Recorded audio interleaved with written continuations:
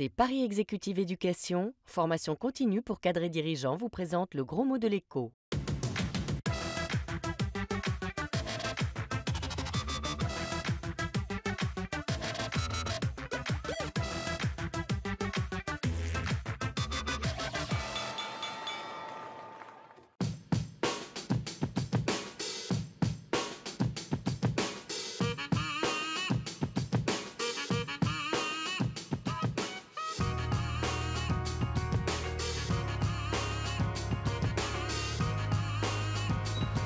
Bonjour et bienvenue dans le gros mot de l'écho. Cette semaine, je vous propose de prendre un peu d'avance, de faire un saut dans le futur immédiat.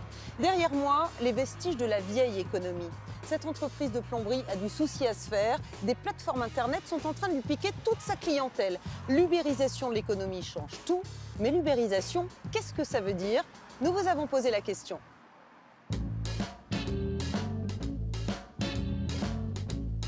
Moi, je connais Uber, mais je connais pas Uberisation. C'est une application dont je me sers.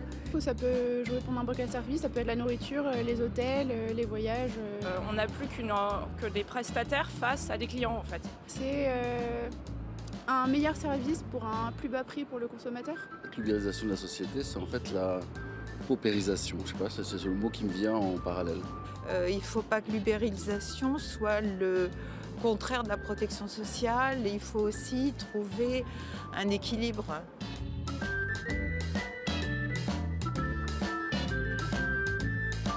Au commencement de l'ubérisation était la technologie, l'Internet haut débit et la téléphonie mobile. Derrière son écran, Olivier Sibony, prof d'éco, a suivi de près la naissance des plateformes Internet de l'entreprise 2.0.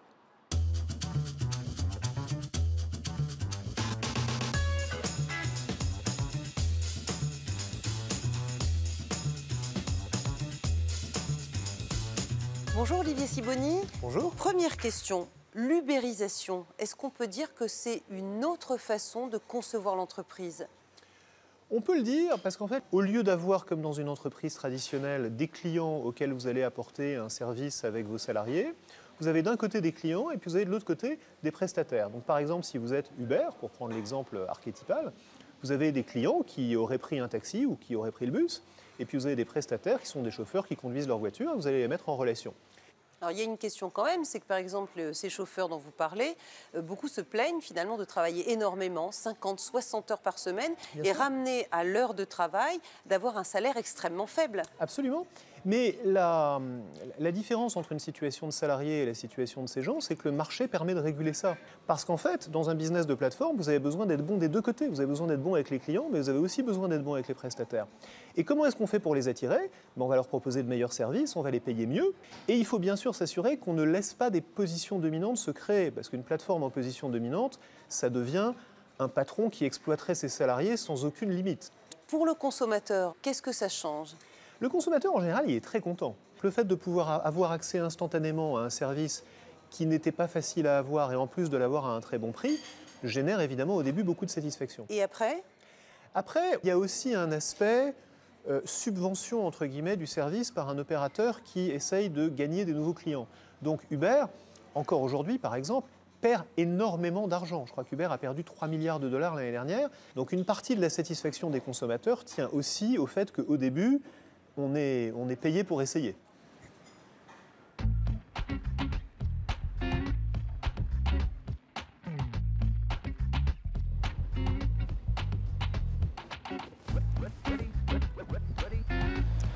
Né il y a 10 ans en Californie, le modèle Uber s'est répandu comme une traînée de poudre dans tous les secteurs de l'économie. Exemple ici à Paris avec Hello-Casa, plomberie, électricité, rénovation de bâtiments, tout est à portée de clic. Venez avec moi.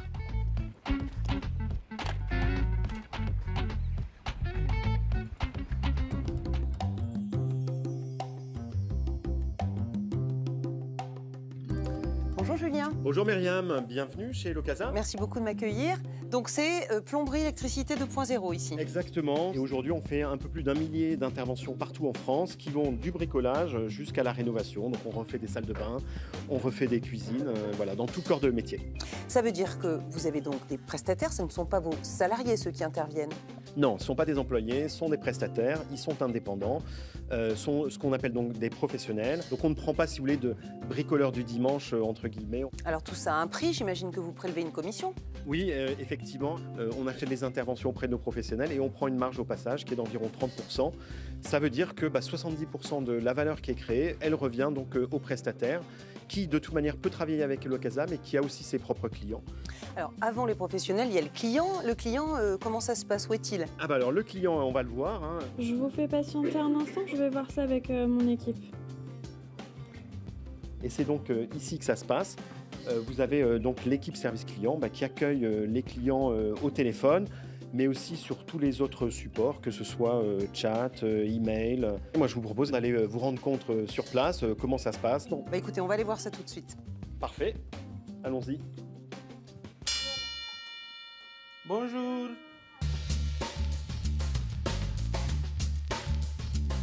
Donc j'ai fait changer le robinet il n'y a pas très longtemps et en fait il fuit à nouveau. Depuis 2-3 jours. Ah bah il faut que je vois ça. Alors attendez Vitaly, avant de vous mettre au travail, juste une question. Pourquoi vous passez par Elocasa? Pour faire un peu augmenter la chiffre d'affaires là. Ça fait des clients, en plus on fait pas mal de choses ensemble et je vois que ça roule bien. D'accord, moi je vous laisse travailler. D'accord.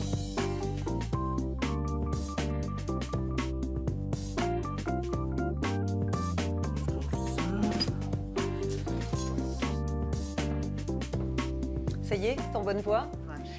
Alors Eugénie, pourquoi vous faites appel à Elocasa? Je vous avoue que j'ai eu la chance de tomber sur ce site et j'ai vu qu'on pouvait effectivement commander des prestations et de connaître le prix avant même d'avoir la prestation. Donc ça, j'ai trouvé ça vraiment formidable et j'avoue que j'ai toujours été satisfaite.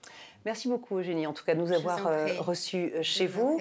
Donc une prestation rapide et à prix garanti pour Eugénie, un client de plus pour Vitaly, mais un passage obligé donc par la plateforme Elocasa sans laquelle la transaction n'aurait pas été possible. Voilà comment fonctionne l'entreprise 2.0. Donc si je résume, l'ubérisation, c'est une autre façon pour les entreprises de faire leur miel.